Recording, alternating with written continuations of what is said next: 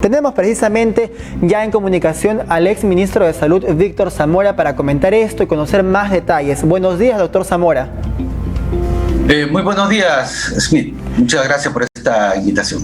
Claro que sí, y en primera instancia queremos saber su impresión, ¿no? Usted ayer estaba al tanto seguramente de las noticias, salían declaraciones juradas de los ministros, salía un destape tras otro, ¿no? De estas vacunas, la universidad decía que no es parte de los voluntarios, el entonces presidente de la República, Martín Vizcarra, decía que sí, que se estaba extrañado. ¿Qué sabor le deja todo esto?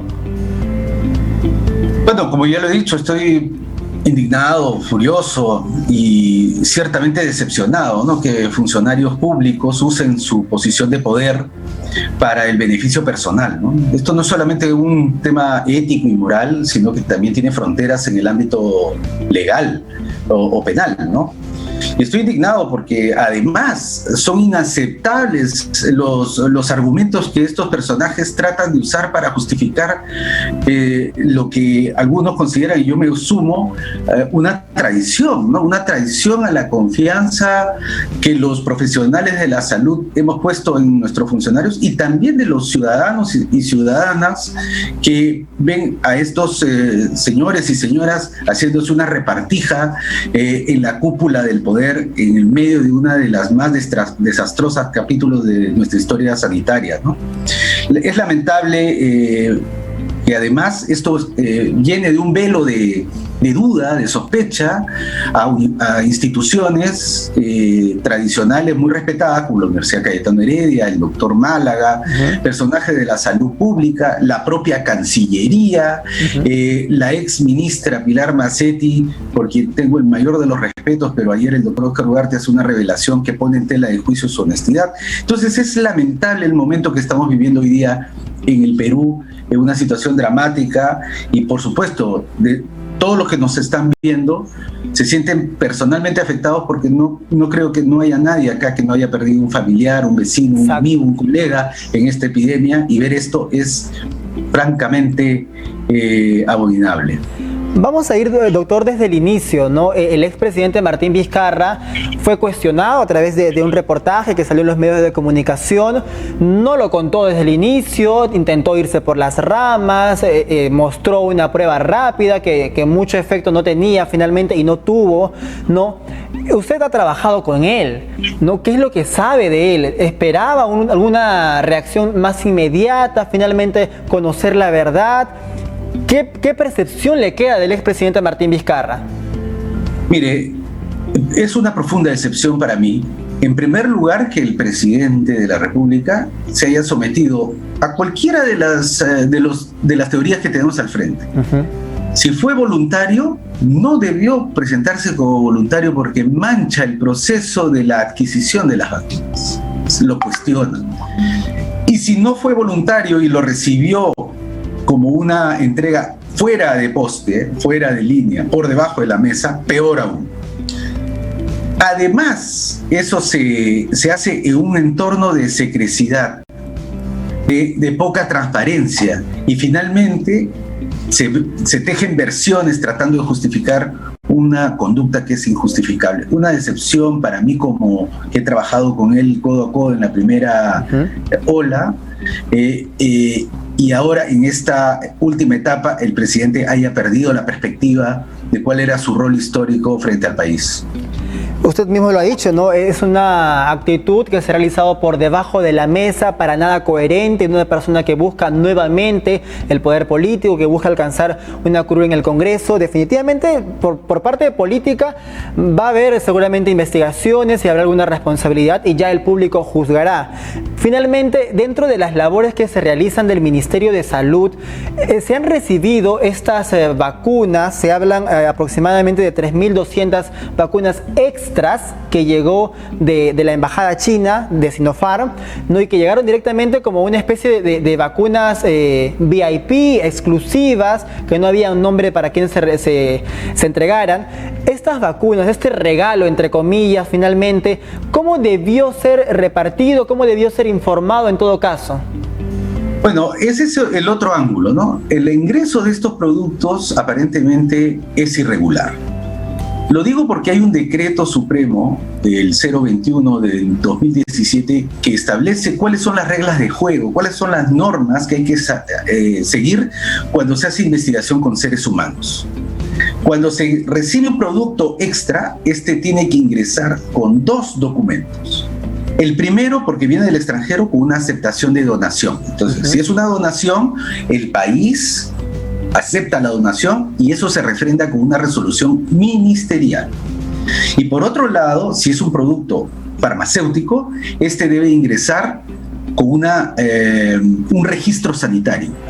Este producto todavía no tenía registro sanitario en octubre. Por lo tanto, tendríamos que ver la resolución ministerial si se aceptó o no la donación y el registro sanitario que autoriza su ingreso, inclusive de excepción.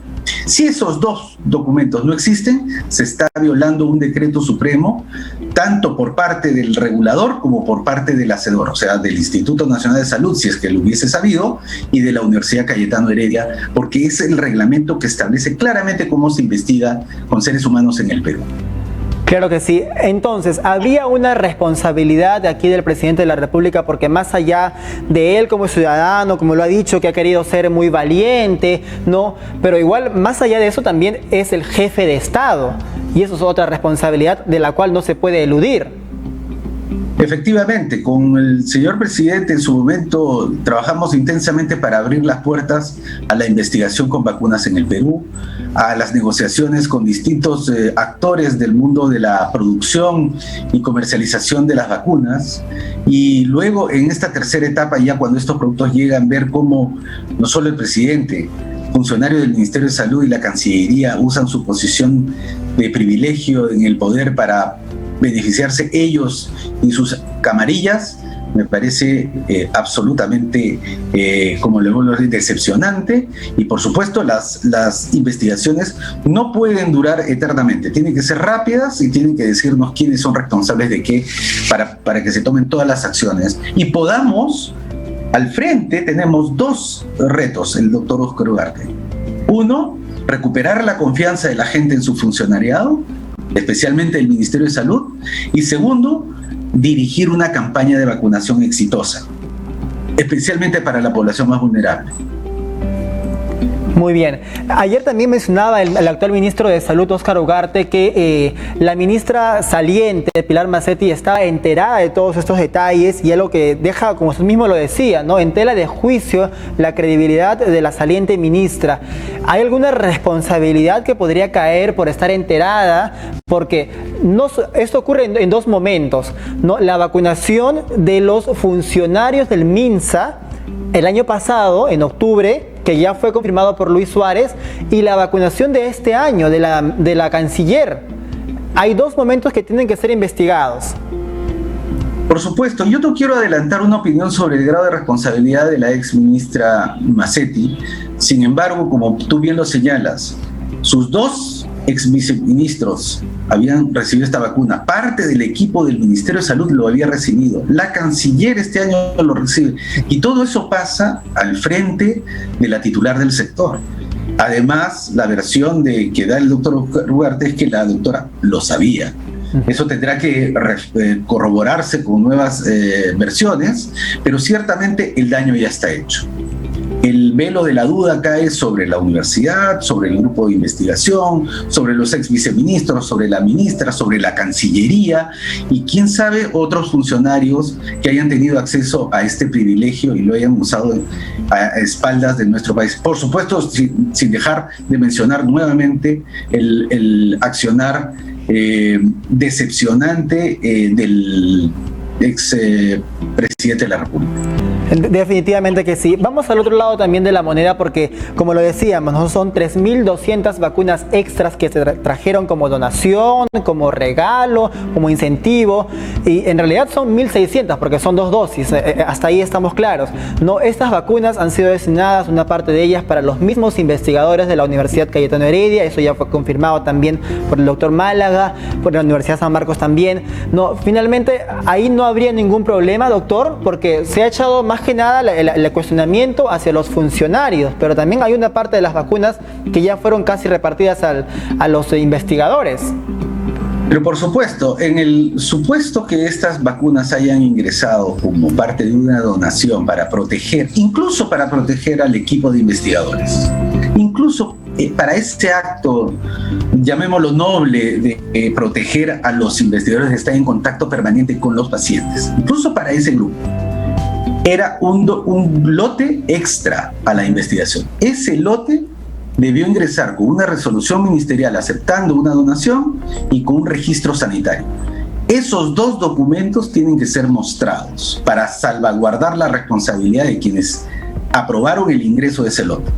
Hablaremos después de cómo se reparte, pero el ingreso al país necesita esos dos papeles. Si no tienen esos dos papeles, ese lote ingresó de manera irregular al Perú.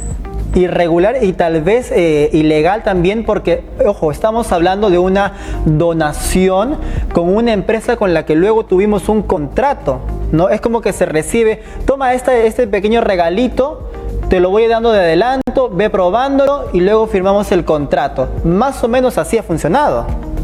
Bueno, esa es la interpretación que tú le das y que es válida, pero hay otras interpretaciones aún más, aún peores, en el sentido, por ejemplo, el grado de penetración del Estado por parte del llamado Comando Vacuna, porque hay que recordar que el señor Suárez, renunciante viceministro de Salud, antes de ser nombrado como tal y posterior a mi renuncia al Ministerio de Salud, fue designado y él venía del Comando Vacuna.